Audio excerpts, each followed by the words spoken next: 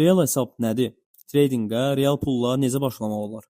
Trading öyrənməyə başlayan hər kəs bir müddət sonra real hesab anlayışı ilə qarşılaşır. Adından da göründüyü kimi, real hesab öz vəsaitinlə trading etdiyin hesab növüdür. Əgər demo hesabda istifadə etdiyin balans virtual idisə, real hesabda istifadə etdiyin pul tamamilə sənə məxsus olur. Açdığın hər əməliyyat qazanc və ya zərər olaraq balansına birbaşa təsir edir. Demo hesab tradinqi öyrənmək üçündür. Real hesab isə artıq öyrəndiklərini real bazarda tətbiq etmək mərhələsidir. Məhz buna görə əksər traderlar üçün ən böyük dəyişiklik texniki bilik deyil, psixoloji hazırlığı olur. Real hesab necə işləyir? Real hesab açdıqdan sonra broker hesabına istədiyin məbləğdə vəsait yatırırsan. Daha sonra həmin vəsaitdən istifadə edərək bazarda alış və satış əməliyyatları həyata keçirirsən. Məsələn, hesabına 300 ABŞ dolları yatırmısansa, bütün əməliyyatlarını həmin balans üzərində açırsan. Əgər analizin düzgün olarsa, qazanc əldə edəcəksən. Əgər bazar sənin əksinə hərəkət edərsə, zərər edəcəksən. Əldə etdiyin mənfəəti istədiyin vaxt çıxara və ya balansında saxlayaraq tradingə davam edə bilərsən. Real hesabla demo hesab arasındakı fərq nədir? Bir çox insan düşünür ki, demo və real hesab arasında yeganə fərq istifadə olunan puldur. Əslində isə əsas fərq traderin davranışından yaranır. Demo hesabda itirdiyin pul virtual olduğu üçün qərar vermək daha rahat olur. Əməliyyatı tez bağlamaq, stop-lossu silmək və ya böyük tutu əməliyyat açmaq insana ciddi təsir etmir. Real hesabda isə vəziyyət tamamilə fərqlidir. Artıq risk etdiyin vəsait sənə məxsus olduğu üçün qorxu, tamah, həyəcan və stress kimi emosiyalar ortaya çıxır.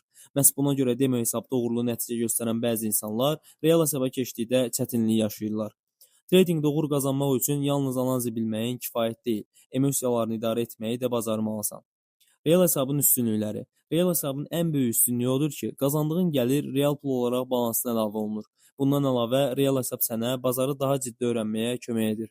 Çünki artıq hər qərarın maliyyə nəticəsi var və bu da insanı daha məsuliyyətli olmağa sövq edir. Real hesabda trading etdikcə risk idarə etməsini daha yaxşı mənimsəyir, strategiyanın həqiqətən işləyib işləmədiyini öyrənir və psixoloji cəhətdən inkişaf edirsən. Real hesabın riskləri. Real hesab qazanc əldə etmək imkanı yaratdığı kimi, balansını itirmək riski də daşıyır. Əgər plansız şəkildə əməliyyat açır, çox böyük lotlardan istifadə edir və ya risk idarə etməsinə əməl etmirsənsə, qısa müddətdə ciddi zərər edə bilərsən. Buna görə peşəkar traderlar heç vaxt bir əməliyyatda balanslarının böyük hissəsini riskə atmırlar.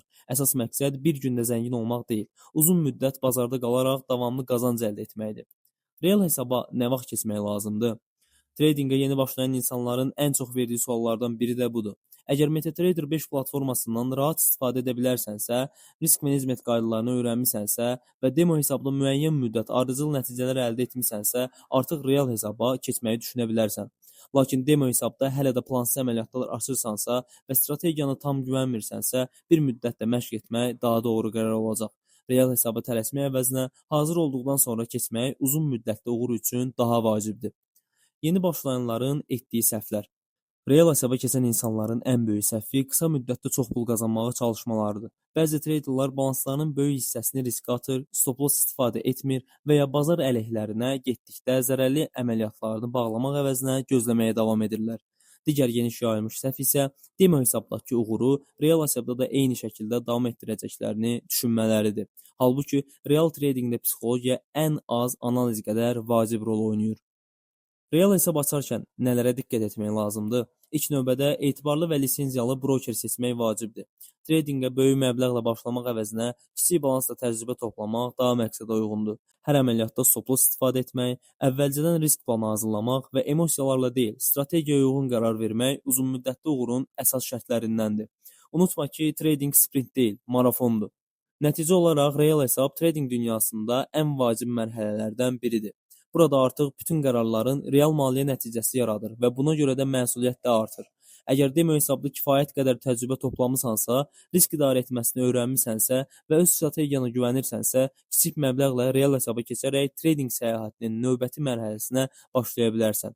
Unutma ki, uğurlu trader olmaq yalnız qazanc əldə etmək deyil, eyni zamanda kapitalını qorumağı bacarmaqdır. Növbəti məqalədə leverage, kredit çini nədir mövzusunu izah edəcəyik və leveraging qazancına, riskinə və düzgün istifadəsinə ətraflı baxacağıq.